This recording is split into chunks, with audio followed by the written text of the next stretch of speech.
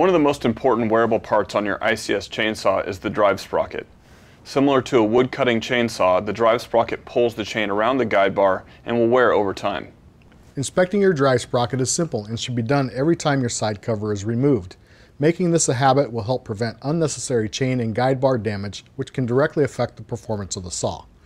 This sprocket looks to be nearing end of life. It's probably a good time to replace it before it becomes an issue. Sprockets are consumable items that need to be replaced every 2 to 3 chains. Damage to chains or guide bars may occur from a worn drive sprocket.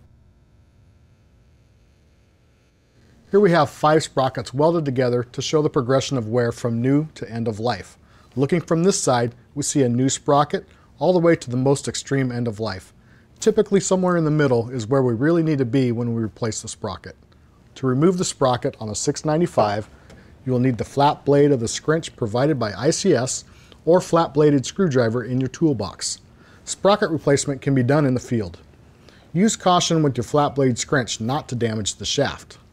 Removal is easier if the retaining ring gap and the split retainer gap are not aligned. Remove the retaining ring on the drive shaft.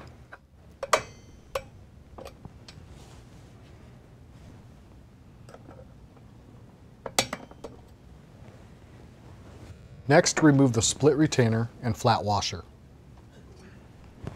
Note the order of the pieces as they are removed and have a safe place to store them when working. Remove the old sprocket and place the new sprocket on the clutch cup. Place the flat washer, the split retainer, and the retaining ring back on the shaft.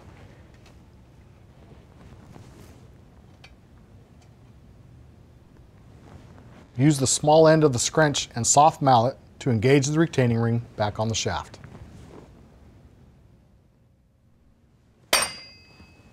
Now you're ready to go with a new sprocket. Here's a quick review of the key topics of this chapter.